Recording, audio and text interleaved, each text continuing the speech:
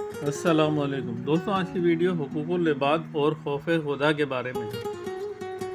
کبھی کبھی یہ سوچ آتی ہے کہ انسانی دماغ کی وہ کون سی گھٹیا سطح ہوتی ہے جس میں انسان اپنے معمولی سے فائدے کے لیے اپنے کسی خونی رشتے کو بھی ایک لمحے کے لیے قربان کر دیتا ہے۔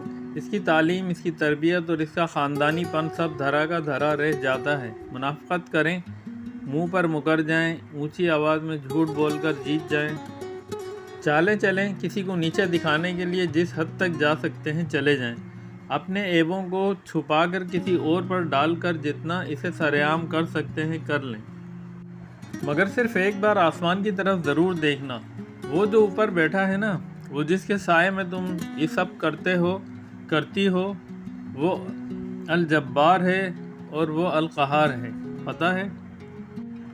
بھولنے والا بھی نہیں ہے، اور سب سے باریک نظریے اس کی سب دیکھتا ہے۔ بس اتنا کسی کو ستاؤ جتنا جہنم کی آگ برداشت کر سکو، وہ آگ جو چربی تک پگھلا دے گی، جس سے دماغ کی کھوپڑی پھٹ جائے گی۔ اور ہاں، اگر جہنم کا بھی ڈر نہیں اس کے بندوں کے لیے زمین تنگ کرتے وقت اللہ رب العزت سے بھی حیا نہیں آتی، تو یاد رکھنا بہت سے ظالم، خود غرض، جھوٹے، دھوکے باز اور منافق حق کو دبانے والے لوگوں کے لیے اللہ سبحانہ و تعالیٰ نے اپنی زمین اور اس کے وسائل تنگ کر دیتا ہے، اتنا کہ وہ بے بس ہو جاتے ہیں مگر کچھ کر نہیں پاتے، اور انہیں ذلت کے ساتھ ہی موت آتی ہے۔